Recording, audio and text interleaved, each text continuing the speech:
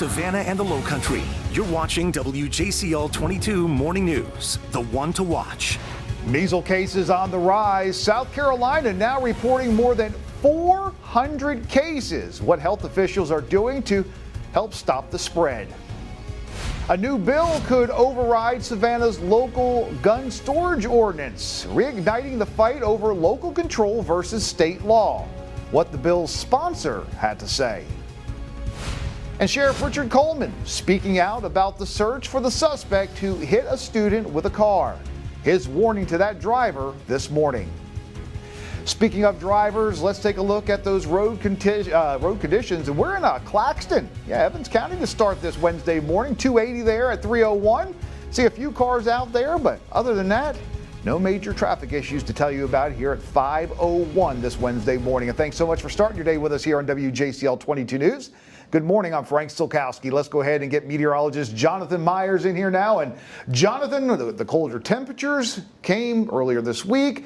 Warmed up a little bit this morning, but now we increase our chance for rain? Yeah, some rain today, not a lot anticipated for today, Frank. We will see a few showers around morning hours, inland to the coast in the early afternoon, and out the door for work this morning, and also for school. A chilly start. I've been noticing temperatures are beginning to tick up now as those clouds begin to roll in.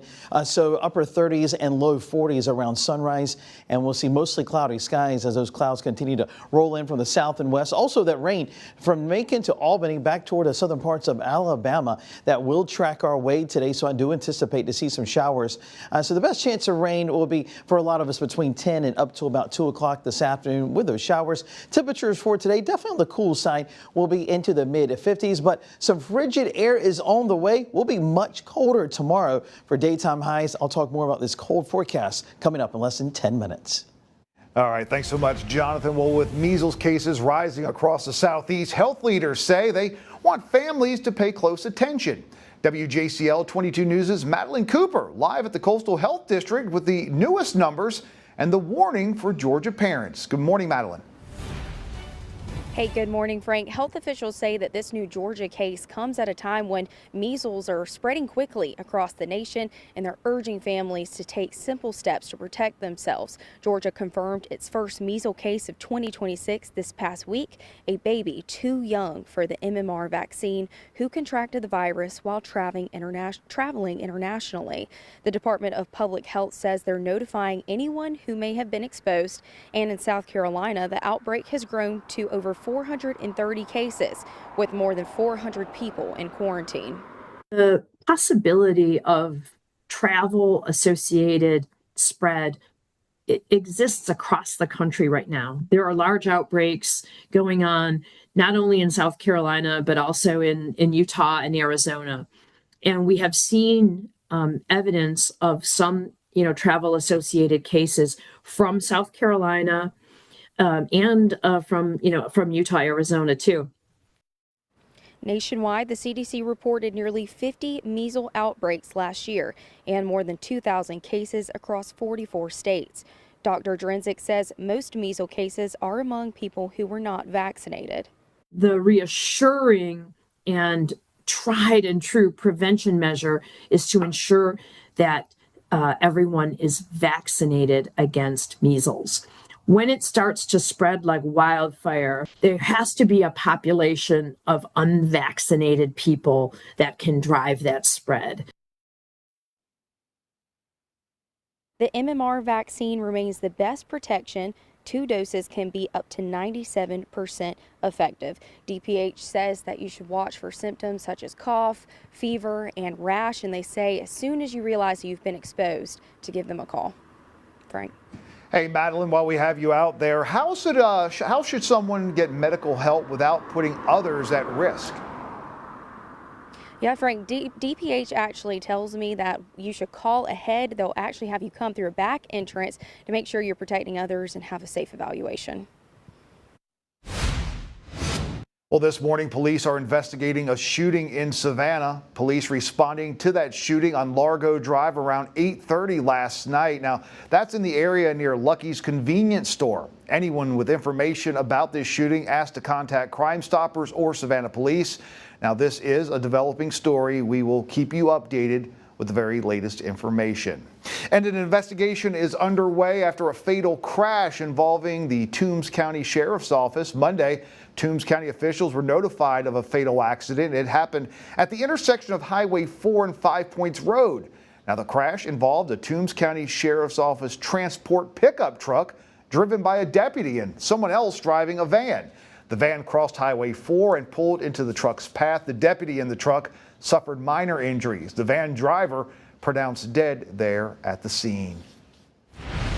Back in Savannah, Sheriff Richard Coleman meeting with the mother of 14-year-old hit by a vehicle earlier this month. Marion Roberts got hurt when he was struck on Sunset Boulevard while walking to school. Sheriff Coleman had a message for the driver who hit Roberts and then fled the scene. And I'm going to tell you something.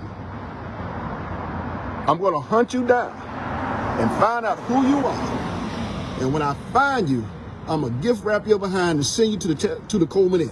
That's where you're going. These type of crimes, these type of situations, these type of incidents won't be tolerated. How can you hit somebody, leave, and think that everything is going to be okay?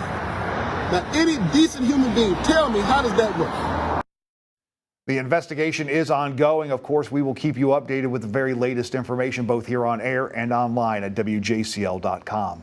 Savannah Mayor Van Johnson talking about the recent anti-ICE protests that happened in Savannah. The mayor says the city supports the public's right to protest. Johnson adds, though, that the city is devoted and dedicated to promoting that right and the safety of citizens without getting politically involved. However, he says the city will not tolerate misconduct of the law. That is for everyone's safety. And so if you disobey the lawful commands given to you by law enforcement, there will be consequences for that. And I think we have to be very, very clear in that. 2 people were arrested back on Saturday during an anti-ICE protest. The mayor says he believes Savannah police acted within the law.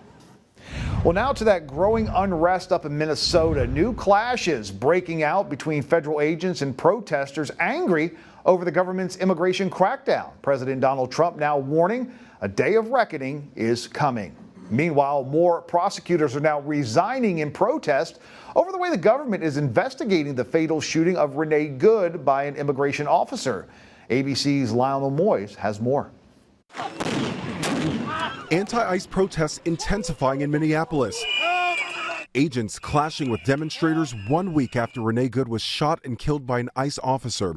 And this morning, at least 6 federal prosecutors have resigned over how the case is being handled by the government, focusing on investigating Renee Good and her ties to protest groups. The Trump administration claiming she was a domestic terrorist. State and local officials outraged, saying the FBI is not sharing evidence. The Department of Justice Civil Rights Department, which conducts use of force death investigations, has been excluded from this particular operation. But Deputy Attorney General Todd Blanche saying there is currently no basis for a criminal civil rights investigation. As for Renee Good, President Trump was asked what he would say to her father. Trump saying, "I would bet you that she, under normal circumstances, was a very solid, wonderful person, but her actions were pretty tough." Influential podcaster Joe Rogan weighing in, appearing to question the administration's immigration crackdown. Are we really going to be the Gestapo? Where's your papers? Is that what we've come to? Minnesota and the Twin Cities have filed lawsuits claiming agents were told to, quote, push the envelope of immigration enforcement tactics. President Trump responding saying Minnesota Democrats love the unrest that anarchists and professional agitators are causing. Fear not, great people of Minnesota. The day of reckoning and retribution is coming. And that was ABC's Lionel Moyes reporting. Now, the Georgia State Senate has approved a bill that could let Savannah gun owners sue the city for $25,000 over its gun storage ordinance. The measure targets the city's penalties for leaving a firearm in an unlocked vehicle, which critics say unfairly punishes law-abiding gun owners. What this legislation does is it gives those preemptive powers to the citizenry.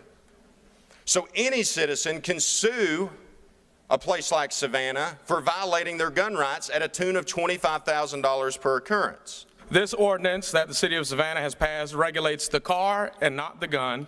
and this has reduced gun thefts by over 30% in 1 year in the city of Savannah alone. The city overwhelmingly supports the Second Amendment, but they also believe that public safety is at risk when guns are stolen from unlocked cars.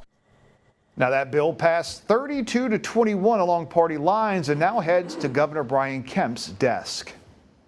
Well, happening today, Savannah Country Day School is partnering with up to over 30 local nonprofit organizations to host an all-school MLK Service Day. More than 1,000 students and teachers will learn about each group's mission and take part in projects supporting causes from animal rescue to community health.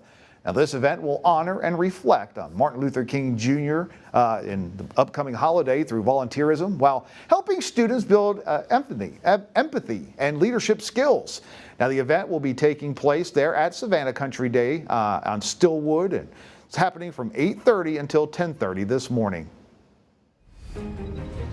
Traffic track 22 on the roads this morning. Not seeing any issues in the low country. This is US 21, of course, in Beaufort this morning. We're seeing that traffic that is rolling along. Just a couple cars out there. Very light traffic around Port Royal this morning. Also Bluffton to Hilton Head, not seeing any issues. And if you're making the commute westbound on Highway 270 all the way out toward Hardeeville, no problems. But I've been noticing that northbound side on I-95, we're seeing a little backup coming out of Chatham County into Jasper County due to some road construction, but not seeing any issues in downtown Savannah, just light traffic as of now. Frank? It is now 5:11 and Georgia's new legislative and lawmakers are in session. We're going to take a look at the issues lawmakers are focusing on this year. That and much more coming up after the break. Looking live in the low country, this is Hardeeville, seeing a nice start out there. Mostly cloudy skies as clouds continue to roll in. 40 degrees. Rain is in the certified most accurate forecast. I'll track that out. I'm also tracking some cold weather. To keep up with that forecast all through the day, just download our WJCL 22 News app. Your news, weather, and the hits of the 80s, 90s, and more on Rewind 1079.